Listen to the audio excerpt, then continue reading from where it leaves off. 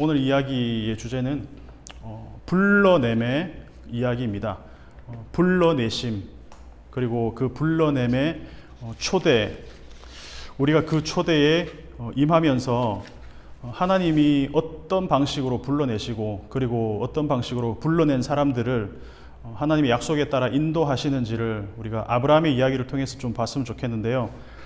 이번 도쿄올림픽 때 여서정이라는 그 체조 선수가 메달을 땄잖아요. 그 아버지 다 아시잖아요. 여홍철 씨. 그 부녀가 금메달리스트는 아니고 하나 은메달 땄고 또 딸은 동메달을 땄죠. 예전에 그 가족이 나와서 인터뷰를 했던 그 프로그램을 제가 보게 됐는데, 많은 보신 분들이 보셨을 수도 있는데, 가족들이 나와서 그 인터뷰했던 내용 중에 기억에 남는 게, 여홍철 씨가 자기 딸의 그 재능을 보고 나중에 2020년쯤에 올림픽에 나가서 어떤 메달에 도전하는 그런 그림들을 이렇게 얘기를 하더라고요. 근데 그게 실제로 일어났잖아요. 코로나 때문에 한 해 늦춰지긴 했지만 정말 선지자적인 어떤 예언이 들어맞은 것처럼 그 일이 정말 일어났잖아요. 금메달을 따진 못했지만 또 메달에 도전을 했고, 그리고 정말 올림픽에 출전을 해서 부녀가 메달리스트가 되는 그런 것들을 좀 보게 됐는데, 그걸 보면서 딸이 10년이 지난 다음에 어떠한 일을 하게 될 것인지를 정말 그냥 쪽집게처럼 맞췄다, 이런 그런 개념이 아니라 어떻게 그런 가능성을 볼 수 있었을까? 미리 볼 수 있었던 어떤 그런 계기가 무엇이었을까? 이게 생명의 원리라는 거죠.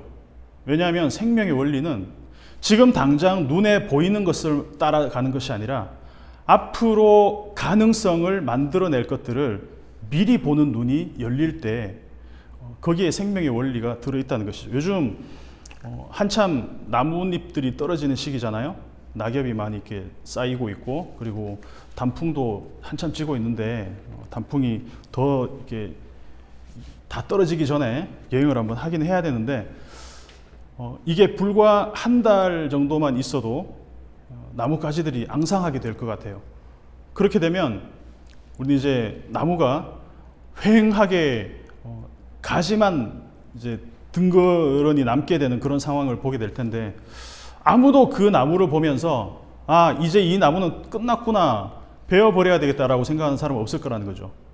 왜냐하면 우리 모두는 다 압니다. 다음 해가 찾아오고, 그리고 봄이 오고 다시 싹을 틔우고 잎이 다시 열리고 여름이 되면 다시 무성하게 열매가 맺히게 될 거라는 것을 우리는 알고 있습니다. 왜냐하면 우리는 다 경험했기 때문에 그렇죠. 현재 눈에 보이는 것은 앙상한 나무 가지지만 이것이 생명의 가능성을 품고 있기 때문에 반드시 다시 계절이 바뀌면 이것이 풍성하고 또 그늘이 되어줄 수 있는 나무가 될 거라는 걸 우리는 알고 있다라는 것이죠. 저희 집에도 조그만 그 바질 씨앗을 하나 받아와가지고 그것을 키우고 있는데, 지금은 뭐 흙하고 씨앗하고 이렇게 섞여가지고 이게 지금 잘 보이진 않아요. 근데 얼마 전부터 파란 싹을 틔우더라고요. 정말 노안이 와서 눈을 이렇게 안경을 이렇게 해서 보면은 파란 그 잎이 조금씩 나와요. 그걸 보면서 느끼는 게 뭐냐면, 이 씨앗, 이 생명의 가능성이란 것이 얼마나 엄청난 것을 좀 보게 되는데, 지금 당장은 보이지 않죠. 그런데 우리는 다 알고 있습니다.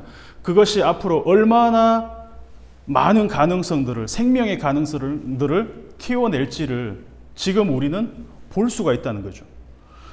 로마서 4장 17절 오늘 우리가 읽었지만 그 표현대로 하면, 죽은 자에게 하나님 생명을 만드시고 없는 것을 있는 것으로 불러내는 것, 이것이 저는 생명의 원리이고 창조의 원리라고 생각을 합니다.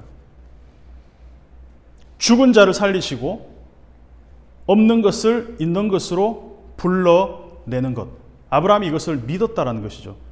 조금 원어적인 의미를 더 이제 가깝게 해석을 하면, 죽은 자에게 생명을 만들어 주시고, 이런 뜻이에요.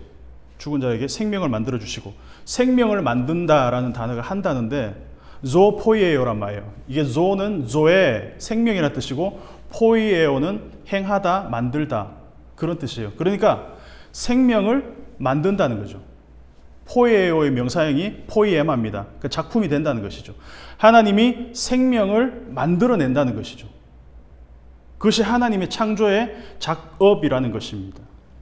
목수에게 나무를 주면 목수는 나무를 가지고 이 나무들을 어떻게 자르고 어떻게 붙이고 어떻게 연결하면 이것이 이런 테이블이 될 수도 있고 뭐 의자가 될 수도 있고 어떤 침대 프레임이 될 수도 있고, 나무는 그 자체로는 어떤 기능을 할 수가 없지만 목수는 그 나무들을 보면서 상상을 합니다. 이것이 앞으로 만들어낼 가능성들에 대해서 목수는 그것을 볼 수 있는 눈이 열려 있다는 것이죠. 왜냐하면 그 창조적인 능력을 받았기 때문에 목수는 딱 보면 우리는 그냥 나무지만 목수는 그것에서 의자의 가능성과 테이블의 가능성과 또 장식장의 가능성을 발견할 수 있다는 것이죠. 제가 요리를 가끔 하는데 배춧국을 만들었어요, 얼마 전에. 근데 배추를 사고 파를 다듬고 그리고 마늘을 넣고 된장을 풀고 침이 막 고이는데 그렇게 해서 다듬고 자르고 볶고 그렇게 뭐 지지고 이렇게 하면은 나중에 배춧국이 완성이 되는 거죠. 두부까지 송송 딱 집어넣으면 완성이 되는 것이죠. 재료 각자는 흩어져 있어요. 하지만 그것들을 모아서 어떤 가능성을 염두에 두고 그것을 모았을 때는 작품이 된다는 것이죠. 미술도 마찬가지고 여러 가지 흩어져 있는 색들을 조합하고 또 밸런스 있는 어떤 그림들을 만들어내면 이곳에 저곳에 배치를 시키면 놀라운 작품이 탄생한다는 것입니다. 작곡가도 마찬가지입니다. 이 흩어져 있는 음들을 옆으로 배열하고 아래 위로 배열하고 그냥 음만 이렇게 누르면은 그거는 그냥 소음이 될 수밖에 없죠. 근데 그 흩어져 있는 음들을 옆으로 배열하면 아름다운 멜로디가 되는 것이고 아래 위로 쌓으면 화음이 되는 것이고, 그러니까 놀라운 곡들을 쓰는 작곡가들은 이 곡 음들 하나하나를 모아서 재배치하고 그것들을 하나의 곡으로 만들 수 있는 그 영적인 감각이 있다라는 것이죠. 그게 바로 창조적인 능력이라는 것입니다. 우리 모두에게 다 있습니다. 왜냐하면 우리는 하나님의 형상으로 지음받았기 때문에 모두에게 창조적인 능력이 있다라는 것입니다. 사방에 흩어져 있는 물을 한 곳으로 모읍니다. 그러면 물을 모으니까 물이 아닌 곳이 드러나게 되었죠. 그 드러난 묻을 땅이라고 불렀다는 거죠.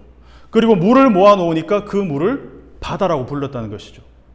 그리고 아래 위로도 물을 만들고 물과 물 사이에 중간에 어떤 궁창이라는 빈 공간을 만들었습니다. 그 공간을 하늘이라고 불렀다는 거죠.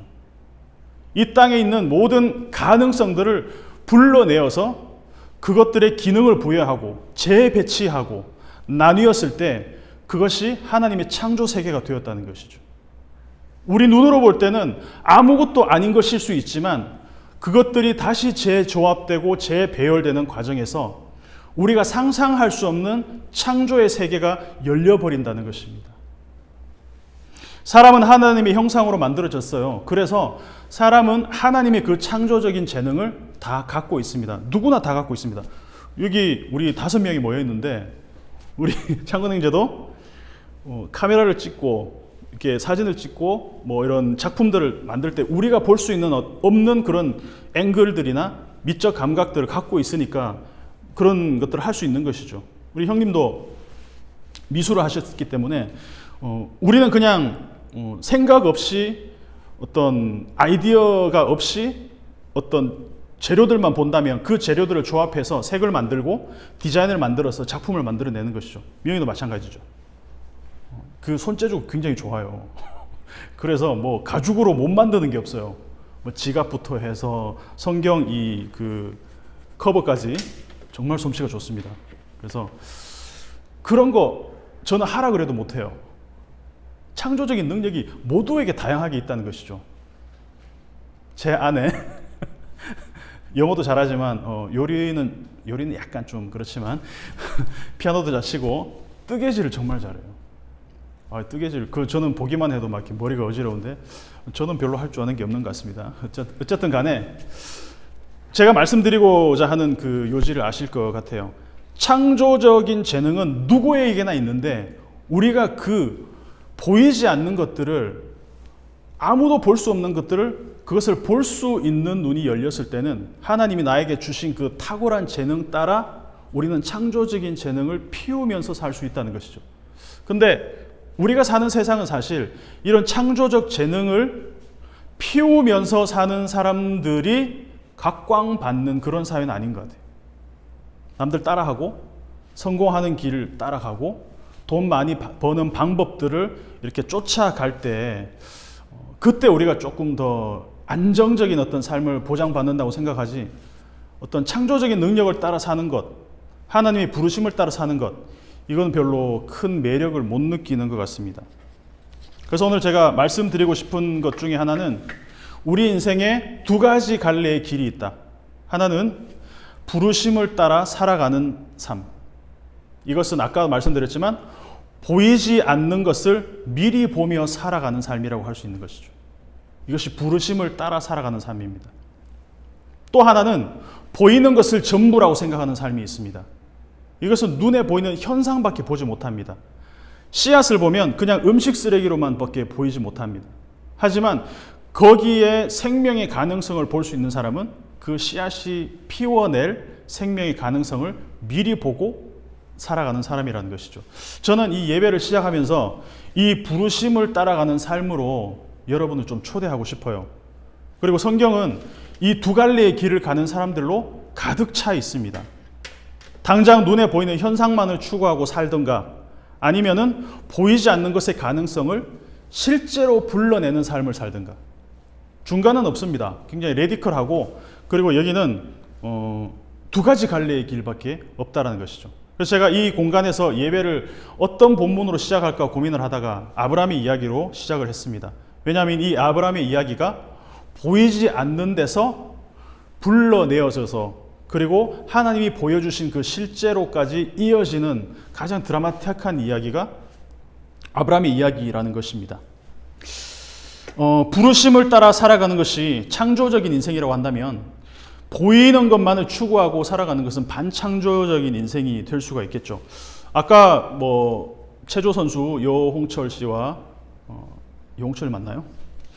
여서정의 이야기를 했지만 이 아이가 10년 후에 어떤 가능성을 피워낼지를 볼 수 있는 눈이 없었다면, 그 아빠가 딸의 가능성을 미리 볼 수가 없었다면, 지금 당장 성적이 올라야 되고 지금 당장 눈에 보이는 가시적인 성과만을 내야 되는 어떤 그런 것들을 추구하는 아빠였다면 지금의 결과물은 없었겠죠.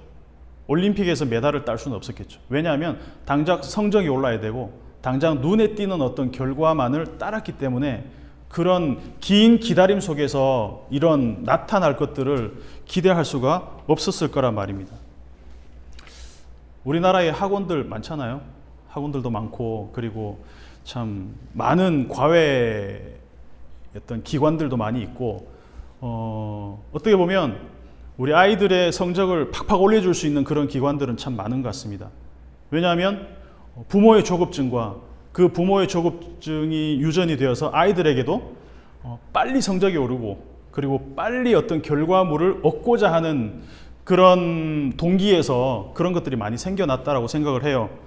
근데 반대로 생각하면 그런 조급함들이 우리나라의 이런 경제성장, 좀 빠른 경제성장을 이루었다는 좀 긍정적인 측면은 있는 것 같아요. 그게 가장 잘 나타나는 데가 저는 교회라고 생각을 합니다. 이 짧은 수십 년의 시간 가운데서 교회가 이렇게 많은 성장과 많은 성도 수와 또 많은 어떤 건물들과 이런 눈에 보이는 가시적인 성과들을 얻어낸 나라가 있을까 싶을 정도로 우리나라는 굉장히 폭발적인 성장을 한 교회들로 가득 차 있습니다. 외국인 노동자들 우리나라 오면은 제일 먼저 빨리빨리부터 배운다 그러잖아요. 근데 요즘도 좀 그런 경향이 있는 것 같아요. 뭐든지 다 빨라요. 로켓 배송, 새벽 배송, 택배부터 해서 모든 게 다 빠르게 이렇게 지나가는 것 같습니다. 교회도 마찬가지고, 모두 우리의 삶의 어떤 그런 속도 자체도 그렇고, 우리의 조급함을 조금 내려놓았을 때 많은 것들을 얻고 누릴 수 있는데 저부터도 그게 잘 되지가 않는 것 같아요. 제가 유럽에서 몇 년 유학을 했는데 그 서유럽의 특징이 정말 느긋느긋해요. 사람들이 하루에 할 수 있는 일이 별로 없어요. 너무 조급하지 않고 여유 있게 살다 보니까. 제가 이태리에서 유학할 때 제일 놀랐던 게 그거예요. 아, 이렇게 살아도 되나? 이렇게 살아도 이렇게 뭔가 발전이 있을까? 근데 그렇게 살아도 되더라고요. 방학도 막 4개월씩 되고, 그리고 뭐 여름에 한 2달씩 휴가도 떠나고. 근데 그렇게도 다 살아요. 근데 그렇게 살다가 우리나라에 들어왔는데, 귀국했는데, 또 그때 가진 생각이, 아, 이렇게 살아도 되나? 라는 생각이었어요. 이렇게 급하고 분주하게 살아도 되나? 그때마다 제가 이렇게 혼란이 생기더라고요. 창세기 12장에서 아브라함을 하나님이 불러내신 이야기가 시작됩니다. 근데 그 전에 바벨탑 사건이 있어요. 이 바벨탑의 그 혼란스러운 현장에서 하나님이 아브라함을 불러내시는 이야기가 12장에 나옵니다. 바벨탑 이야기가 11장에 나옵니다. 바벨탑 하면 뭐가 떠오릅니까, 여러분?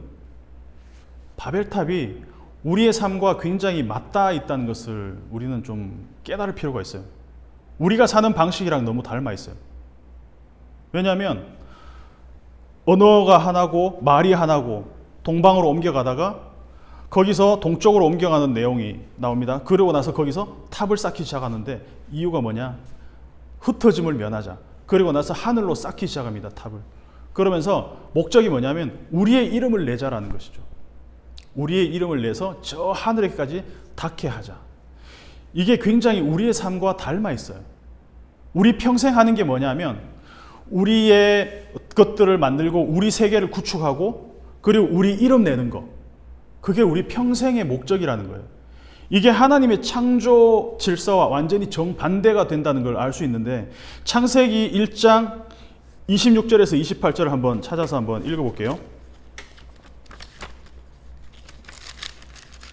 창세기 1장 26절에서 28절을 한번 읽어볼게요. 제가 읽어보겠습니다. 하나님이 이르시되 우리의 형상을 따라 우리의 모양대로 우리가 사람을 만들고 그들로 바다의 물고기와 하늘의 새와 가축과 온 땅과 땅에 기는 모든 것을 다스리게 하자 하시고 하나님이 자기 형상 곧 하나님의 형상대로 사람을 창조하시되 남자와 여자를 창조하시고 하나님이 그들에게 복을 주시며 하나님이 그들에게 이르시되 생육하고 번성하여 땅에 충만하라 땅을 정복하라 바다의 물고기와 하늘의 새와 땅에 움직이는 모든 생물을 다스리라 하시니라. 아멘. 하나님이 이르시되 우리의 형상을 따라 우리가 사람을 만들자. 온 땅을 다스리게 하자. 그런데 바벨탑에 건설하기 위해서 모인 사람들이 한 게 뭐냐면 우리가 모여서 우리가 만들자. 온 땅에 흩어져서 다스리게 하자가 아니라 우리가 흩어지지 않기 위해서 모이자라고 한다는 것이죠. 하나님이 온 땅을 다스리게 하셨는데 이 사람들은 오히려 반대로 모여서 하늘에까지 닿게 하자. 우리 이름을. 하나님은 이 땅 가운데 내려오셔서 이 땅을 다스리게 하셨는데 이들은 오히려 반대로 하늘 위로 올라가고 있다는 것이죠. 그런데 이거는 결코 성공할 수가 없습니다. 왜냐하면 하나님이 이 세상을 그런 식으로 창조하지 않으셨기 때문에 반드시 실패할 수밖에 없다는 것이죠. 탕자가 집을 떠날 때 그냥 떠나지 않고 뭘 가지고 갔습니까? 아버지 재산을 가지고 갔습니다. 왜 그렇습니까? 아버지와 분리되는 순간 내가 나를 지켜야 되니까 내가 나를 지켜줄 것들을 찾아서 떠날 수밖에 없었다는 것이죠. 내가 나를 지키기 위해서 필요한 게 돈이었습니다. 아버지와 함께 할 때는 함께 먹고 함께 살기 때문에 돈이 필요가 없는 것이죠. 그런데 내가 나를 지켜야 되니까 돈이 반드시 필요하다는 것입니다. 당연한 이야기입니다. 어린아이가 놀이공원에서 엄마의 손을 놓치면 그때부터 그 아이에게 찾아오는 것은 뭐냐면 공포와 두려움입니다. 불안입니다. 왜냐하면 단절되었으니까 내가 나를 지키고 살아남아야 되는 것이 아이의 유일한 목표가 되는 것이죠. 엄마를 다시 만나기 전까지는 내가 나를 지켜야 됩니다. 내가 나를 지키기 위해서 쌓는 것이 성이죠. 가인이 하나님께 범죄하고 오른쪽으로 동쪽으로 떠나가서 만든 게 뭐냐면 에녹성이었습니다. 에녹이 자기 아들 이름이죠. 그러니까 성을 만들고 자기 아들에게 물려주고 이거 우리 이야기라는 거죠. 내가 내 세계를 만들고 그거 자식한테 물려주고 탑 쌓고 그리고 하늘에까지 우리 이름, 우리의 명예를 계속 올리고자 하는데 결국은 실패하고. 제가 왜 바벨탑 사건이 창세기 1장의 창조 사건의 짝퉁 버전이라고 하는지 이해가 되실 겁니다. 하나님도 똑같은 말을 하셨습니다. 우리의 형상을 따라 우리가 만들자. 온 땅을 다스리게 하자. 온 땅에 흩어져서 그들이 온 땅을 다스리도록 하자. 바벨탑과는 완전히 반대 이야기라는 것이죠. 우리 시대의 바벨탑, 저는 용기 있게 말씀드리자면 우리 시대의 가장 강력한 바벨탑은 교회라고 생각합니다. 중세시대 기독교는 그 부와 권력에 있어서 정점에 달했던 시기입니다.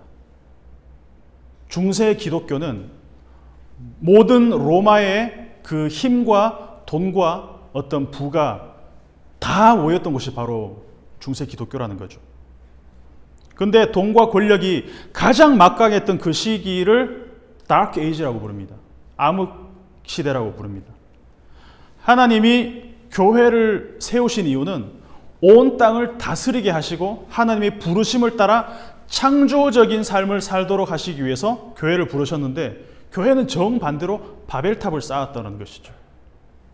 그 1000년 동안 얼마나 많은 일을 할 수 있었겠습니까? 그 돈과 그 엄청난 힘을 갖고, 근데 그것을 그 힘을 쌓고 크리스텐덤, 이 기독교 제국을 만드는데 온 힘을 다 기울였다는 것입니다. 그런데 놀랍게도 20세기를 지나면서 21세기까지 한국 교회가 그 비슷한 행보를 걸어왔다는 것입니다. 그 중세시대의 크리스텐덤을 지금 우리가 만들면서 교회가 부흥했다, 교회가 굉장히 하나님의 복을 받았다라고 스스로, 물론 완전히 틀린 말은 아니겠죠. 근데 거기에 심취하다 보니까 정말 이 땅에서 하나님 우리에게 말씀하시는 생육하고 번성하고 충만하고 땅을 정복하고 땅을 다스려야 될 그 목적을 너무나 많이 상실했다라는 것입니다. 세계적인 건물, 세계적인 성도수, 세계적인 재정을 자랑하는 교회들이 우후죽순으로 생겨났는데, 근데 그 현상들에 심취하다 보니까 정작 교회의 본질인 생명은 잃어버리는 이런 아이러니가 일어났다라는 것입니다. 규모와 재정과 그 숫자에 심취하다 보니 우리의 눈이 멀어졌다는 것입니다. 보이지 않는 것을 따라서 보이는 것처럼 가야 되는데 보이는 것만을 추구하고 살아가기 시작했다는 것입니다. 그러니 당연히 교회는 힘을 잃고 능력을 잃고 그리고 인기도 잃고 명성도 잃어버렸다는 것. 저는 그래서 어쩌면 코로나19가 이 팬데믹, 전 세계적인 팬데믹 현상을 통해서 하나님이 이 시대에 특별히 교회에 주는 메시지가 저는 있다라고 생각을 합니다. 왜냐하면 하나님은 혼돈 가운데서 항상 창조 가운데로 불러내셨다라는 것이죠. 혼돈한 상황 가운데서 하나님은 반드시 불러내시는 사건이 있었다는 것입니다. 성경 전체에 그 패턴이 반복이 됩니다. 창세기 1장 2절에 땅이 혼돈하고 공허하며 흑암이 깊음 위에 있고 하나님의 영은 수면에 운행하시더라. 그리고 하나님이 명령하시죠. 그 혼돈과 공허 가운데서 하나님이 빛을 불러내십니다. 빛이 있으라. 그러자 빛이 생겨났습니다. 왜냐하면 곧바로 하나님의 부르심에 응답하고 빛이 되었다는 것이죠. 혼돈과 공허 가운데서 하나님이 어둠 가운데서 빛을 불러내셨다는 것이죠. 홍수 심판 가운데서 하나님이 노아를 불러내셨다는 것입니다. 온 땅이 물로 덮인 혼돈 상태에서 하나님이 노아를 불러내셔서 새로운 창조를 약속하십니다. 그 새로운 창조를 이루십니다. 바벨탑을 쌓는 그 혼돈의 현장에서, 바벨이 혼돈이잖아요. 그 혼돈의 현장에서 아브라함 한 사람을 불러내십니다. 그리고 새로운 창조를 하나님이 만들어 가십니다.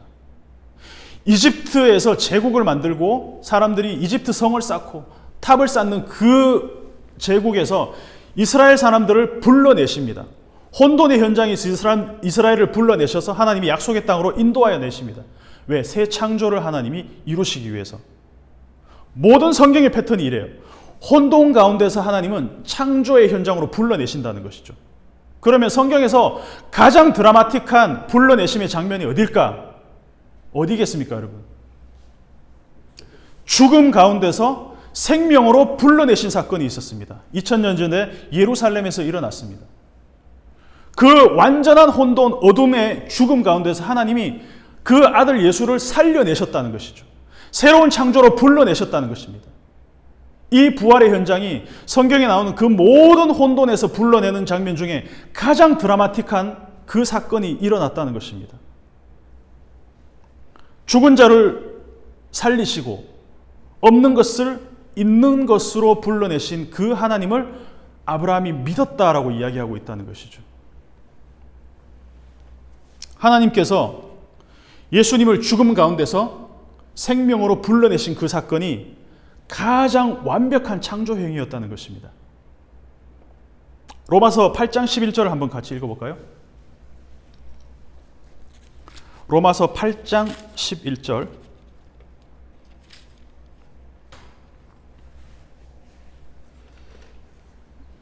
같이 한번 읽어보겠습니다. 시작. 예수를 죽은 자 가운데서 살리신 이의 영이 너희 안에 거하시면 그리스도 예수를 죽은 자 가운데서 살리신 이가 너희 안에 거하시는 그의 영으로 말미암아 너희 죽을 몸도 살리시리라. 아멘. 이게 복음입니다. 이게 가장 강력한 복음입니다. 혼돈 가운데서 하나님이 불러내시는 그 창조 생명의 행위가 예수를 죽은 자 가운데서 살리신 이의 영이 너희 안에 거하시면, 우리말로 말하면, 좀 쉽게 말하면 그 예수의 영, 성령께서 우리 안에 거하시면, 하나님이 우리를 만드셨을 때 뭘 집어넣으셨습니까? 하나님의 영, 생명을 집어넣으셨잖아요. 그 말은 우리 안에 하나님의 생명이 들어갔다는 겁니다. 그 하나님의 생명이 우리 안에 있다면, 성령이 우리 안에 거하신다면, 예수님을 죽은 자 가운데서 살리신 이 하나님 아버지가 우리 안에 거하시는 그의 영, 성령으로 말미암아 우리의 죽을 몸도 살리신다는 것이죠. 우리도 그 혼돈 가운데서, 그 죽음 가운데서 생명으로 하나님이 불러내신다, 초청하신다는 것입니다. 그리고 우리가 거기에 응답하고 그 불러내심에 순종한다면 우리는 여전히 하나님의 그 생명을 누리는 그 기쁨을 누리게 된다는 것입니다. 하나님은 지금도 이 성경 역사 가운데서 지속적으로 혼돈과 불러냄의 이 패턴이 반복되는 이 현장을 우리 가운데서 하나님은 지금도 만들어내고 있다는 것이죠.